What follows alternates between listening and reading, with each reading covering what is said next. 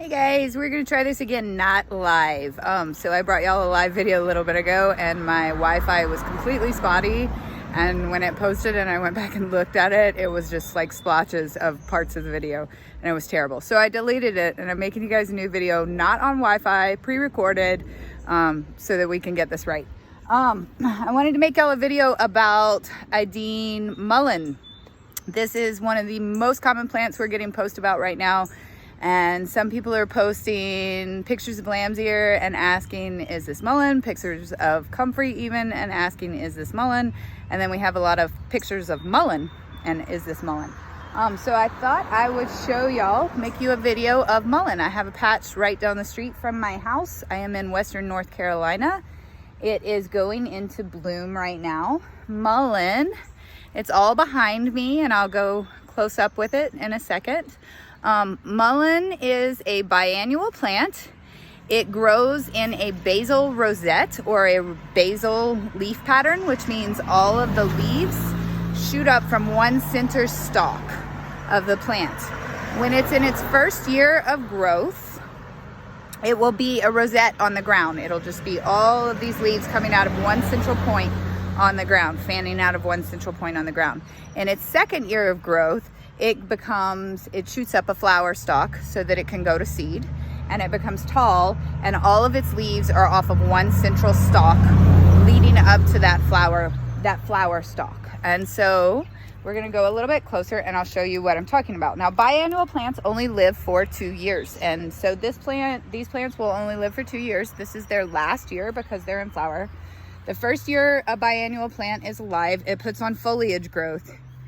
And then the second year that a biannual plant is alive, it puts on flower and then seeds, drops its seed, the seeds sprouts new plants for the following year, and the original plant passes away and dies. So in the first year of mullein's life, when it's in a rosette, which there isn't any around here in this patch because I've looked, when it's in a rosette the first year, you can harvest the leaves for use, and then in its second year you can harvest the entire aerial parts of the plant. And aerial part means the part from the ground above. So you can harvest the entire plant. I don't use the stalk when I make things out of mullein, but I use the leaves and the flower. So this is the mullein plant, and if we get real close to a leaf, you can see the light coating of fuzz, very short fuzz across the plant.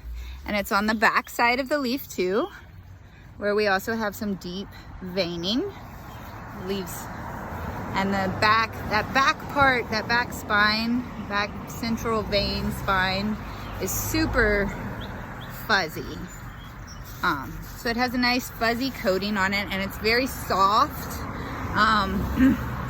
Some people will jokingly refer to this plant, hopefully my mic is working to drown out the noise. People will refer to this plant jokingly sometimes as a toilet paper plant because it's really, really soft, and I've never heard of anyone being allergic to it before.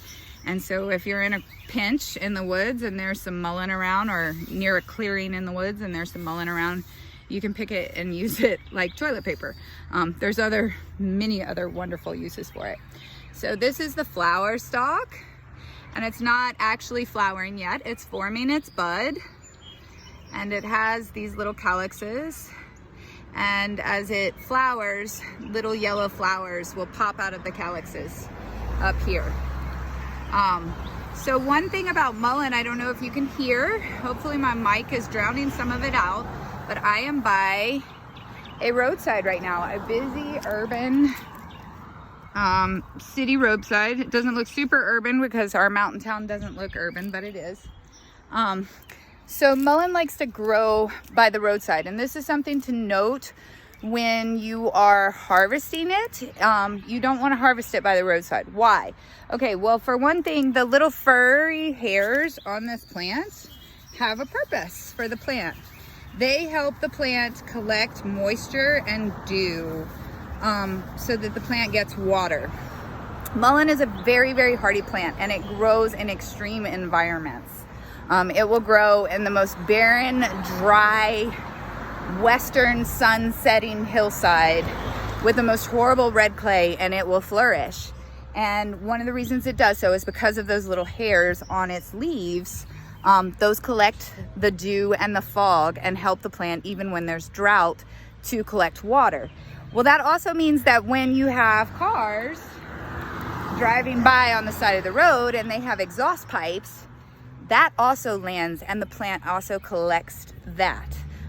Early morning fog and traffic in an urban or urban area or next to a busy road.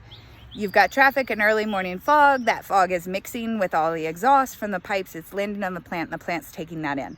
So you don't want that in medicine or food or smoke that you might be doing with this plant. It also, when you're by a roadside, you have runoff from cars, and cars have oil leaks, cars have gas leaks, cars have driven through all kinds of weird stuff, and that all washes off on the roads. And in a mountain area like I am, when you have a low point, that's where all the water collects and that's where all the pollution collects.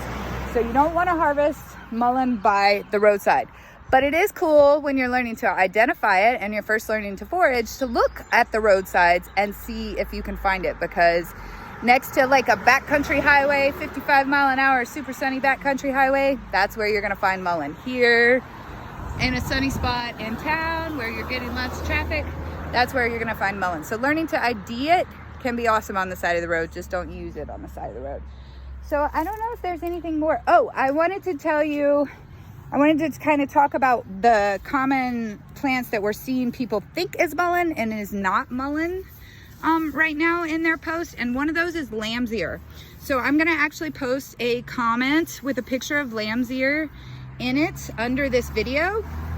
And lamb's ear, the difference between a mullein leaf and a lamb's ear is, for one thing, size. Lamb's ear is a much smaller plant than mullein. Mullein can grow, I don't know if you can see some of it on this hillside, it can grow 6-8 feet tall. I've seen it grow. And the leaves can get huge. As we go down and we look at the lower leaves, they're way bigger. I mean, look at my arm and that leaf. They're way bigger than lamb's ear. Lamb's ear is also much whiter when you look at it. The fur on the leaves of lamb's ear is much longer. This is very short fuzz.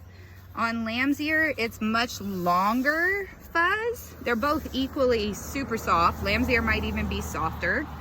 But it looks more white and has a bluish hue underneath the white when you're looking at lamb's ear. Mullein is pretty much a nice light sagey lime green.